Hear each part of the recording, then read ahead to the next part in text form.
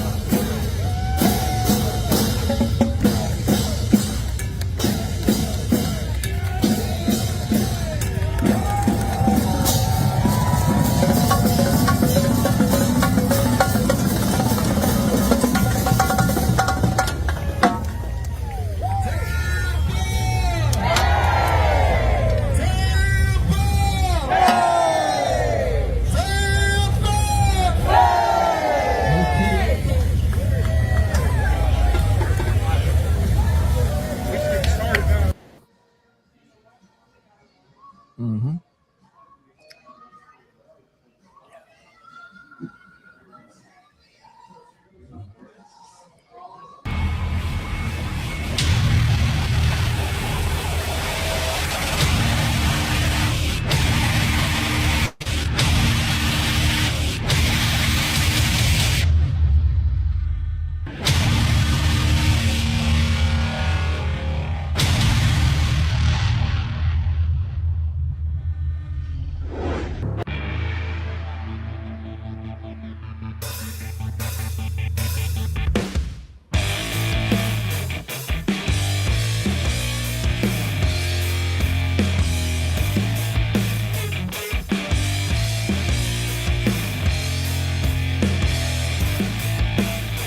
What's going on, guys? Welcome back to another edition of the Evolution of Sports Talk Television here on a Friday night live from Tampa Joe's 9316 Anderson Road in Tampa. I'm your host, Peter Blake, your Rolex reporter, along with Travis Faley of Rocket Sports and Entertainment. And it's covering the whole thing up there, so everybody knows who you are at this juncture. How do we start off this show? Bring your passion, bring your excitement. Just don't bring any nonsense as we get you ready for your 24th ranked USF Bulls versus North Texas coming up here in less than an hour.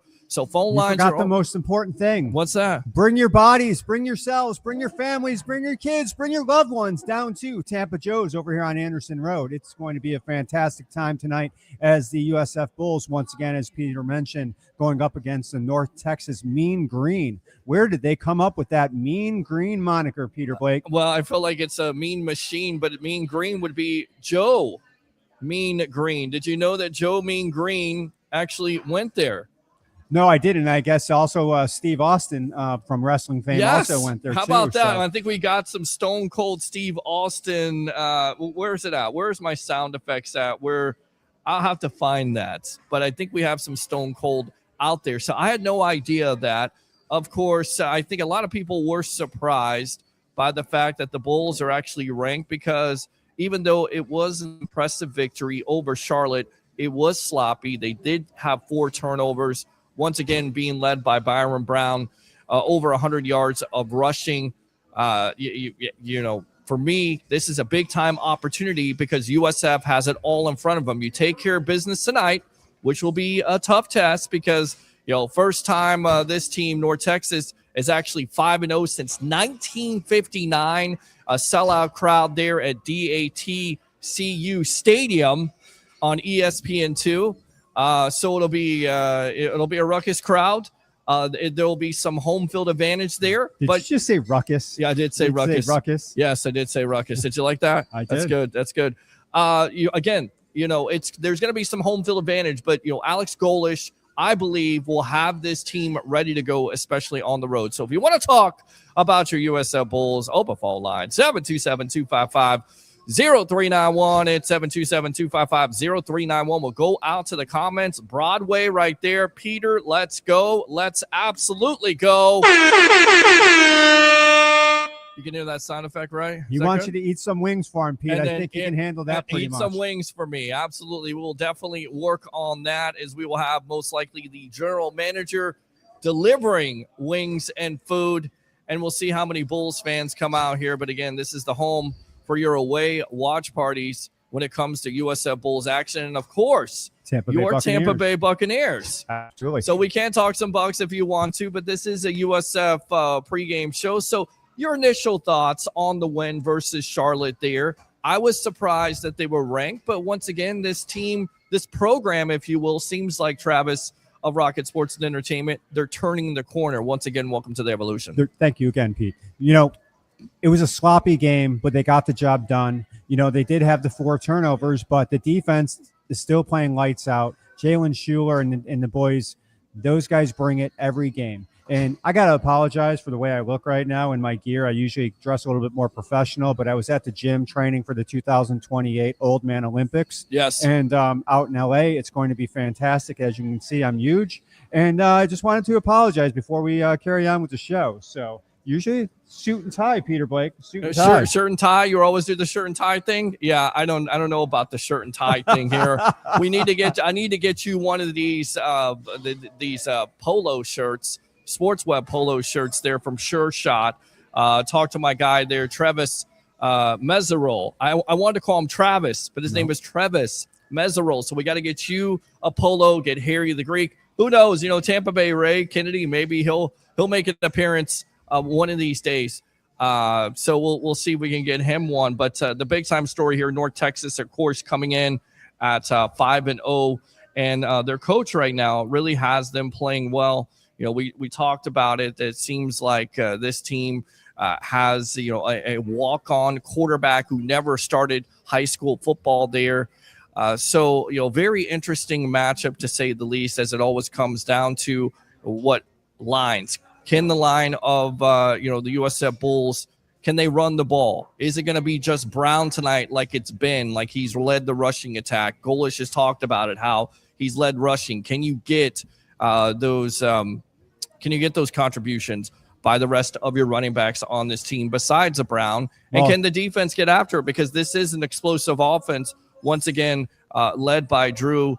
I want to make sure I get his name right. Messamecker, who has never started a game in high school, has come on as a walk-on here. Really been impressive for North Texas. So, well, Pete, Kadarius Norton's probably not going to be in the game after suffering that brutal injury last week. He was back out of the hospital the next day, back on the field, back on campus, and really just, very happy to see that young man recovering from that injury. But, you brought up Byron Brown. I think he's got to start the game off with some nice, easy dump-off passes, get it out, 5 to 7 yards, get him in a rhythm, and then strike down the field to Nimrod and Singleton. Yeah. And those guys got to hang on to the ball this week, guys. They had 9 drops last week, and a lot of them were early in the game. They didn't get into a good flow to start the game, but he did open it up down the field, throw some deep balls, and led to some big scores. It was a party last weekend at Raymond James Stadium for this USF Bulls against Charlotte.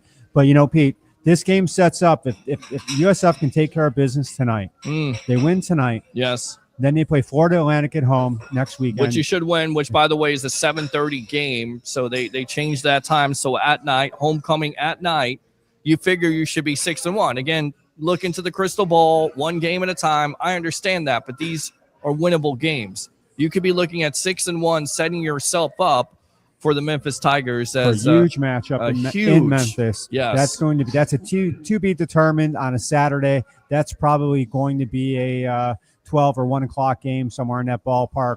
I'd like to think that to be in the middle of the afternoon at 3:30. I'd like that a little bit better, but we'll see how the schedule makers try to put that all together for this USF Bulls, and which could possibly be a huge matchup against Memphis if both teams take care of business leading into that week. Yeah, and this quarterback's interesting. Again, Drew Messamaker, 6'4", 211, former walk-on who hadn't started a game since the 9th grade. He's leading right now the American with a 158.4 passing efficiency, ranking as one of the top 3 football bowl subdivision freshman quarterbacks. He's a freshman, and he's doing what he's doing right now, 11 with 0 interceptions. So you're not turning over the ball. So you can see, I get it, when nobody really knows anything about this team, they're 5-0.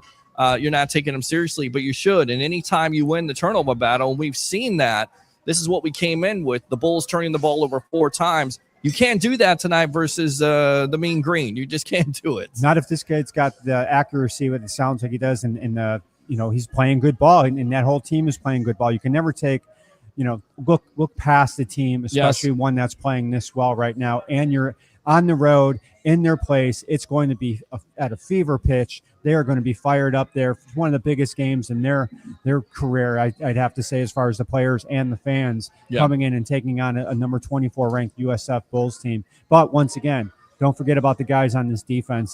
This team, yes, has USF been playing, really well from an offensive standpoint?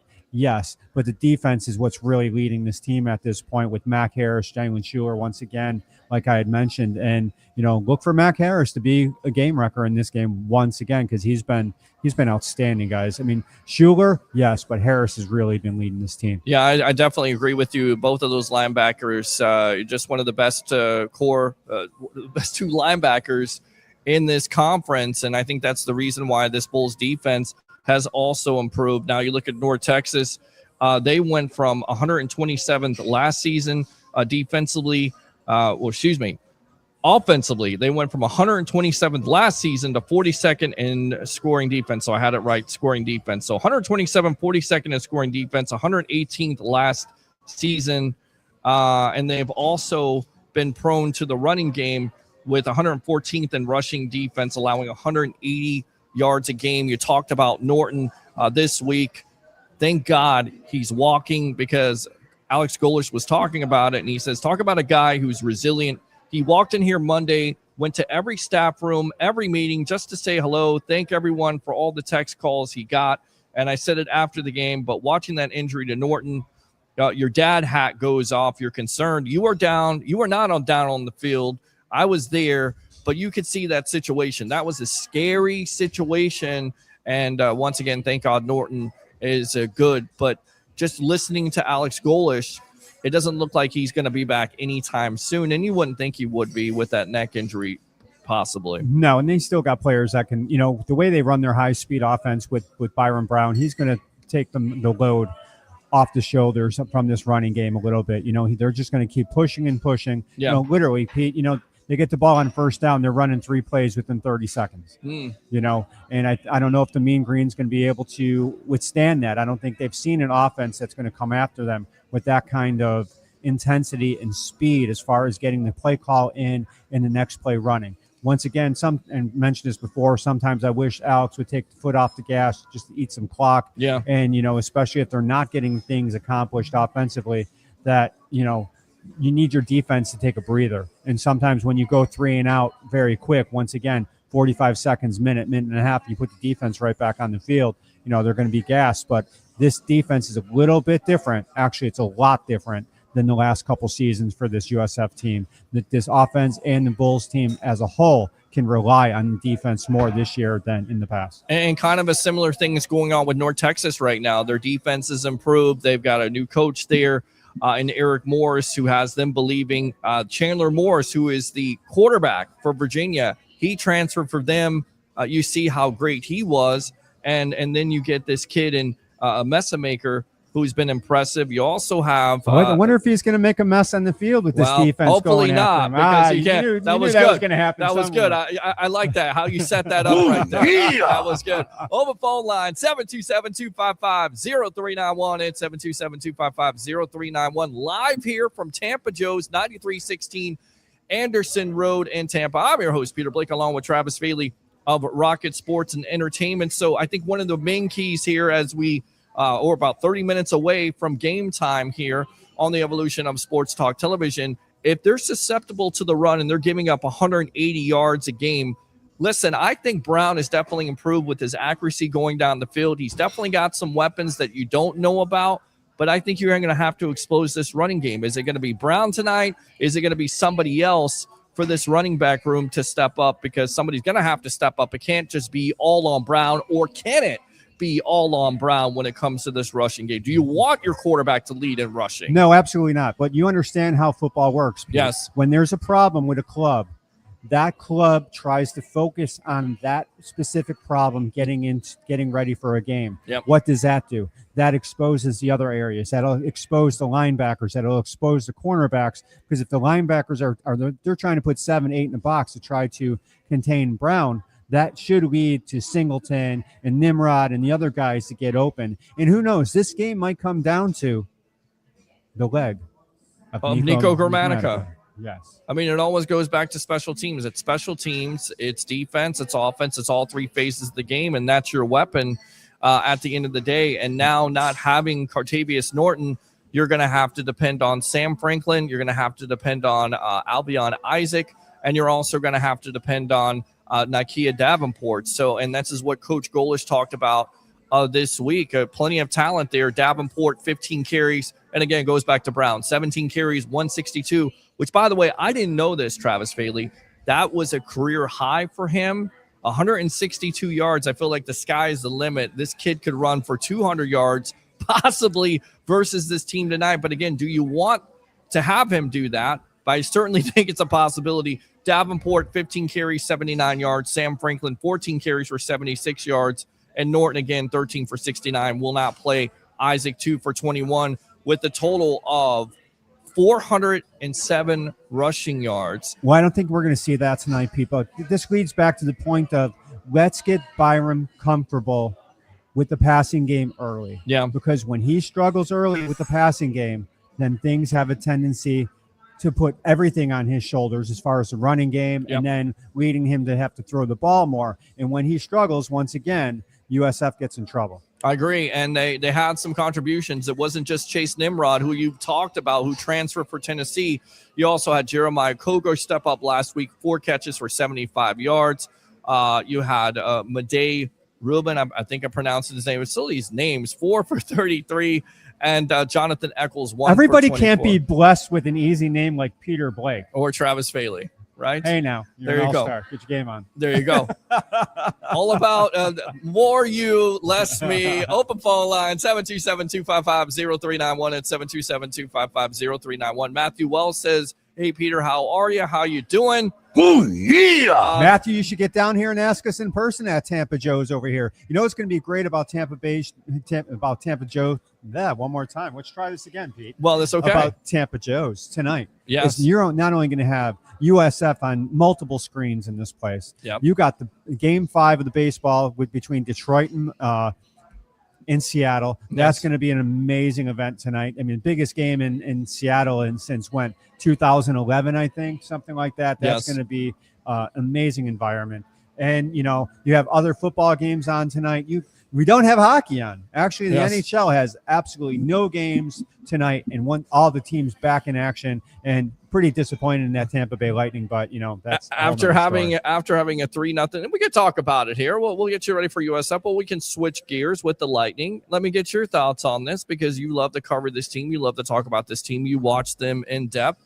What did you think of them last night? I know it's the first game, but a lot of people saying Vasilevsky's not the same goalie, doesn't have that same athleticism anymore. That's ridiculous. That's ridiculous. The thing is, when you go 18 and a half minutes without putting a shot on goal, and then you also have a power play when all you want to do is ticky-tack passing to try to get the perfect play, and you fail miserably at it, that is something that this team has struggled with over the last 3 years. Multiple passes instead of shooting the puck when you have open looks. When you got the shot between the circles, you got to take it when you're close in, when you're on a power play. Nothing is out.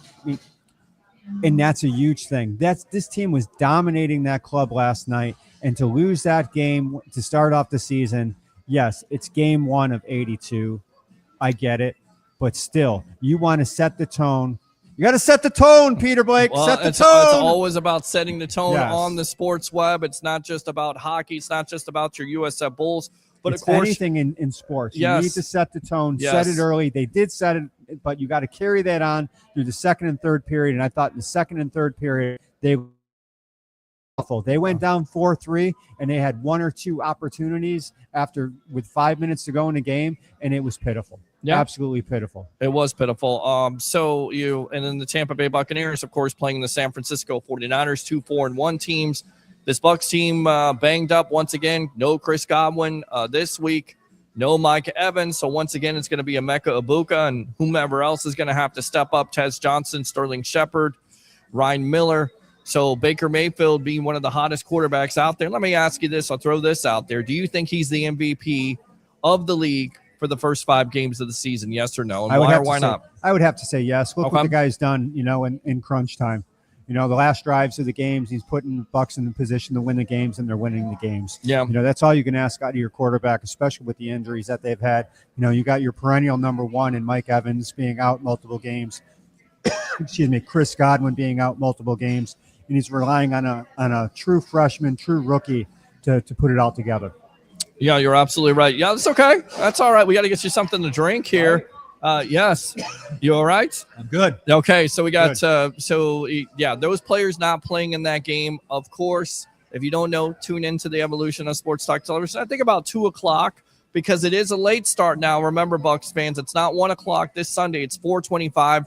So we got you covered with what the Buck tailgate there, getting you ready for Bucs versus the 49ers. And listen, after Philly last night, and I don't know what the hell that was, but it certainly seems like the Bucs that was exposure, my exposed the Philadelphia Eagles to the National Football League, because not only did they lose to the Denver Broncos, but they lose to the New York Football Giants and Jackson Dart. The future is bright there in New York. And listen, if the Bucs beat the 49ers, which has been a tough matchup because the 49ers have had their number, you could be the number 1 seed in the NFC. I get it. It's early, but still momentum, like we always talk about. Get to start 5-1. Who would have thought that the team had early on? Injuries in a schedule to go to Seattle and win that game last week, Pete. Yes. That's a tough place to play. Darnold's been playing out of his mind, and you get that big turnover, and then the Bucs go down the field and win the game. I mean, that was a huge play, and it all starts and stops. And we talked about this before with the rush. And Darnold gets hit, and he throws the ball. It bounces off the helmet of Hall, and then next thing you know, Levante David's in perfect position to make that interception, and it leads to the W. Who is going to play quarterback this week for the 49ers? Do you take Mac? If Purdy's healthy, it's going to be Mac Jones. I think it's going to be Mac Jones. You have to go with Mac Jones at this point. The proof is in the pudding. The guy's 3-0, I believe, as the starter for the 49ers right now. And they said, somebody did a quote about Mac Jones. I can't place the name. I know who you're talking about. It was Nick Saban getting on Bill Belichick and that staff for stunting his growth. And listen, and I know we're talking about, other teams there, and that's okay. Mac Jones, I felt like should have went to the San Francisco 49ers in the first place, because he works in that Kyle Shanahan offense. He fits. And that's what what I was getting at. Yes. They were saying that Mac Jones is a perfect fit for the Niners scheme. So they might be looking at that contract that they gave Brock Purdy and going, what do we do? Do we make another mistake at quarterback just like we did with Trey Lance? But, Purdy's also been a damn good quarterback with this team and taking them to the playoffs and taking them deep into the playoffs and, almost got into the dance. That's it. You're absolutely correct. So I think that's been a surprise there, but injuries happen. It's a war of attrition. It's happening into USF right now. Can these young running backs step up? What do you think, Bulls fans? You've been quiet tonight. Open phone line, 727-255-0391. It's 727-255-0391. You hear Alex Golish talk the last couple weeks. I get it. They lose to Miami. Do you think they have turned the corner? Do they have an opportunity here? As crazy as this sounds, if you win tonight, you win next week, you can somehow beat Memphis, which is going to be tough. You have Navy on your schedule.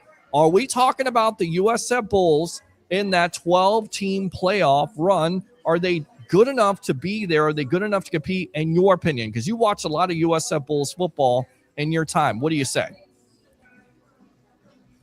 I don't think so, Pete. Right? I think there's some you got to look. You're going to be a little bit outclassed. I'm sorry. When you got when you're going up once again, when you saw it with Miami. Yep. You saw it with Miami that you're going up against 4-star and 5-star guys. Correct. And then when their 4-star and 5-star guys go out, and I've said this before on the show, they replace them with 4-star and 5-star guys. Yeah. When USF unfortunately loses players, they're putting back in 3 and 3.5-star guys.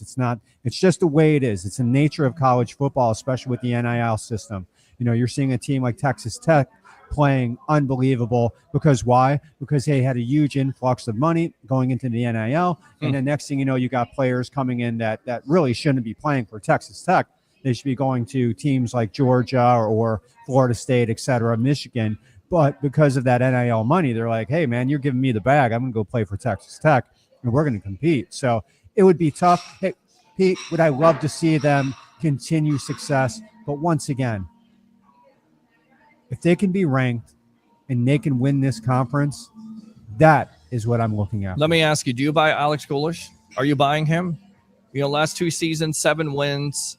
It seems like he's got this program again turned around, and what an amazing feat, because how long did this program lose? Well, I think he's got the program turned around, but what I'm really going to be interested in seeing is when Byram leaves this team.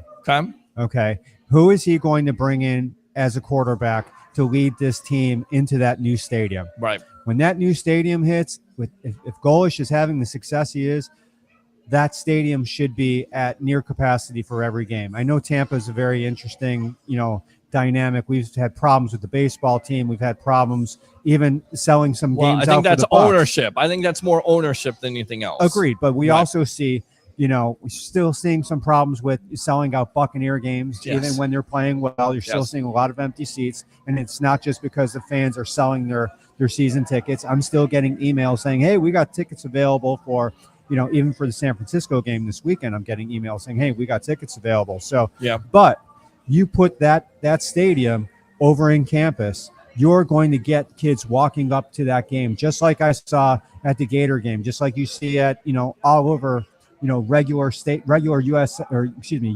college towns. USF is going to become a college town as soon as that stadium is up and running. And I can't wait, Pete. And, I've said this before, been following this team for 15 years, and that stadium issue has been a huge thing for many, many years. And it's one of the reasons why, you go to a 65,000 seat stadium and you're going to have 35 over by the college. I think it's 35, 37.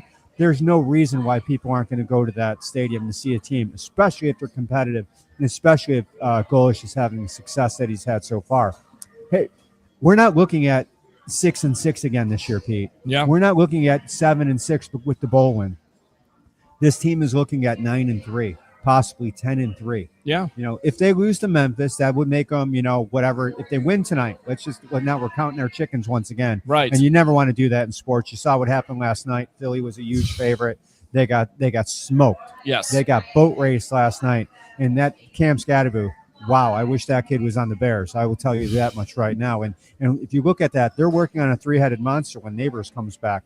If Dart can stay healthy, he likes to run the ball way too much. Sorry, I segued into New York Giants and Eagles football. It's okay. It's all right. You see where we're going with that, And what this is going to do with success for this season with the Bulls, all it's going to do is help with recruiting and bring more guys to this program. And why wouldn't you want to come here, especially in the fall when it's beautiful now? The weather it's shifted considerably from Africa hot over the last, from all the way. Hey, I'm not lying. No, you're not. From May to Yes. late September. It Yes. used to be from May to September. Now it's all the way out into mid-October.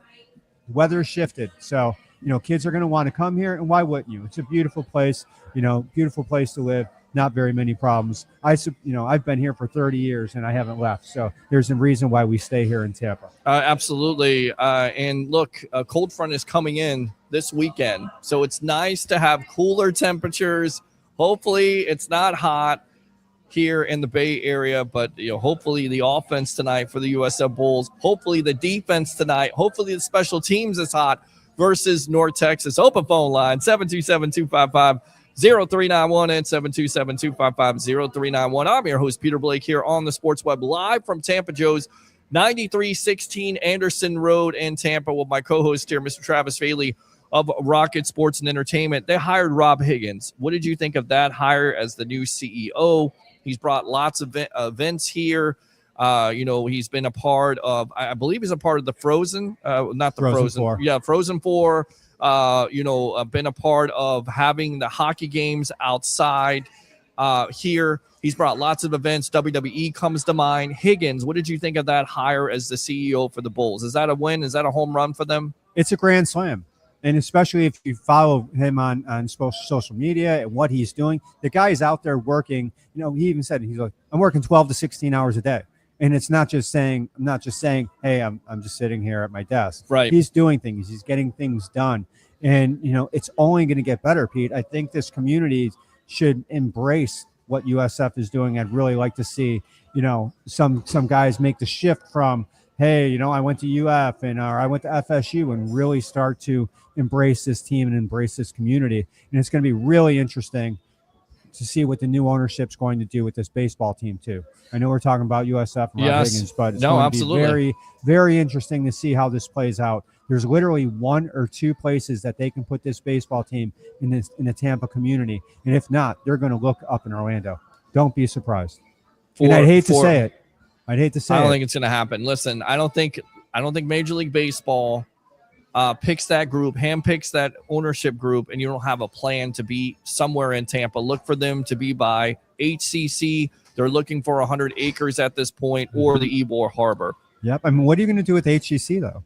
I mean, what are you going to get rid of that community? Figure it out. You're going to definitely have to definitely have to figure it out. That's for sure. But it needs to be centralized. Huge money shift. And I did go past the dome the other day, Trop Field, and right. It looks like they're getting some stuff done there, Pete. I don't know if they're going to be completely done by the time the season opens, but they still might have to put some kind of deal together with Legends Field over here, play a few games over there until that stadium is ready to go. And it's very unfortunate. We talked about this recently that you got 9,000 people in an 11,000 seat stadium and you're not selling out. So I don't really understand why. Well, why. Why. I understand that, but right. I don't understand why an owner wanted. Is it a new toy for these guys, or are they really going to push? And if you can't fill a stadium of 11,000 people when you're competitive, how do you expect, even if you build a new stadium of 32,000, let's just say, are 32,000 fans going to get out to that stadium? Yes, they will for the first year. They might do it for the second year. But after that, we're going to go back to the days of 10 to 12,000 people. You won't see that because you got committed ownership. If they spend money, it's not just about being competitive. It's about winning a World Series. And then furthermore, they weren't a competitive team, and nobody wants to go into hot temperatures outside. They're going to have a dome stadium. We learned that this week from the press conference. I think it was about 30 minutes. Patrick Zalupski. So I'm excited about it. I definitely think they're going to bring a new energy. And I think, once again, it's about rubbing the fans the wrong way. And that's what Stu Sternberg did through so many years of just talking through, saying this and saying that. We're going to leave. We need this. We need that. Nobody wants to identify with that. Nobody wants to identify with that ownership. And they want it. They would rather stay home and save their money. And that's why, shifting it back to USF, I love Raymond James Stadium, and I think they've done a great job to, host them for their home games. But I think an on-campus stadium is so important, just like it is to have a centralized baseball park there in Tampa where people go. Love St. Pete, but the population is not there. It's in Tampa with great ownership. We've seen what can happen with fans coming out and supporting the team. Does it come with great responsibility? It does come with great responsibility. Great ownership comes great responsibility. And listen, see what we did there with the sports web? I love that. I love that. And I'll tell you right now, Travis Phelan, I'm your host, Peter Blake, giving you something to think about as we are close here to starting this game off. USF versus North Texas. North Texas coming in at 5-0. USF ranked 24th in the nation at 4-1. A big time game tonight. We'll have a halftime show here live from Tampa Joe's in your post-game edition. We will see how long it goes. Let's go back out to these comments. But again, centralized baseball stadium in Tampa is important. And you're exactly right. This responsibility of the ownership is to appease the fan, to endear themselves to the fan, which is what Stu was never able to do. You know I'm right. Hi, Peter. Good luck to USF. Thank you very much. Appreciate you, even though I went to UT. And it is game night. Absolutely game night here. Hold on. There it is. There it is. And I had Monica from 102.5 The Bone come up here because I was saying Tampa Bay, like doing the Tampa chant for the Bucks, and she showed me how to do it. It's SOUTHFLORIDA, South Florida Bulls. South Florida Bulls, right? Was she giving you a spelling class? She was giving me a spelling class, and I was scared that I was going to mess it up. But that's the cheer there for the Bulls. So I like it. Yes, there you go. Well, I think we need to get the cheerleaders in here on away games. Get some cheerleaders in here from USF. We can get Monica in here. We'll have to just continue this party. But you brought up the HCC location. I think that's the big ticket item right there, Pete. Yeah. Because Ybor is problematic. Getting the Ybor is problematic. I go out there all the time. I go out to the fairgrounds or the MIFCUA, Mid-Florida Credit Union Amphitheater for concerts all the time. That getting there is messy. That could be a problem for fans going out to the game because they're always looking for an excuse not going to the game. But if you put that stadium right where HCC is, right down the street, that could be a winner. That could definitely be a winner. That would be right in that full baseball community. Al Lopez Park. You got Legends right there, and then you got the big stadium right there for the Rays, and you also have the parking situation that you can combine onto from all the combining or from the parking with the Buccaneers. So that could work out, and then you just take everybody that's going to the HCC campus here and you drop them into the Ybor campus. Love it. All right, let's talk about this matchup once again. Mean Green are a turnover machine. They're matching South Florida with 11 takeaways to rank 7th in FBS. Of course, this defense, I think that's a big-time difference. Even though they're turning over the ball offensively, they're also causing turnovers. This defense is able to do that because they're improved, and they're also giving up 130 yards of passing. So once again, it may be difficult for Byron Brown to throw the ball tonight. So do you expect a heavy dose of Brown and the other guys there on this team to run the ball? And is that the game plan for you versus this North Texas defense that's clearly improved, it looks like? I think you have to try to, once again, establish Brown through the air, and that'll open up the running game, especially if they're giving up 148 yards a game on the ground or whatever the number was, Pete. I don't remember. Yeah, 130 yards a game. That's all you're giving up. And I get it, the competition, On the ground, they're giving up over 140 yards a game.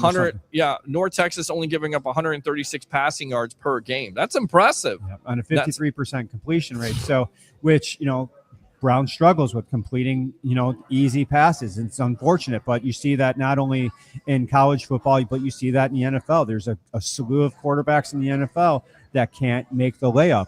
And the layup is critical. You have to be able to hit the layups in any level of football. And, if they're only giving up 53% from a passer rating or completion rating, that's considerable going up against Byron Brown tonight. So once again, get them the easy passes, get them the dump offs, get them the 4, 5, 6 yards. Make it not 3rd and long because this kid struggles in 3rd and long. We've seen that all year. We saw it, 2 years ago too, before the injury. struggles, or especially on all teams struggle on 39, except for Jackson Dart last night, who was unbelievable.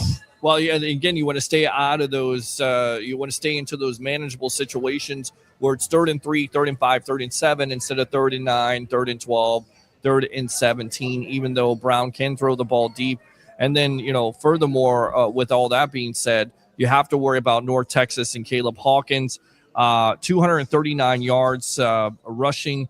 While catching 4 passes for 92 yards in the past 2 games versus Army and South Alabama. I get it. USF definitely has the defense that can slow him down, and I think you will focus on shutting him down and trying to have this kid beat you, although he's not turning over the ball. So this is a tough matchup at the end of the day for USF. They are 5-0 for a reason, but I don't necessarily think they played the competition that USF has. Is that fair? I'm looking at that right now, but they did play Army. They played Army well, but they've played teams like Washington State, South Alabama, WMU. Yes. I don't even know what WMU is, but they beat Lamar, Pete, 51-0. Kendrick Lamar? When you beat Kendrick Lamar 51-0, that is going to really help. All right, you. so we're going to go out to our media icon right here, Mr. TJ Reeves of the Buccaneer Radio Network. This is an explosive team the Bulls are playing. Could be wild, high-scoring game in Texas coming up. That's how I see this.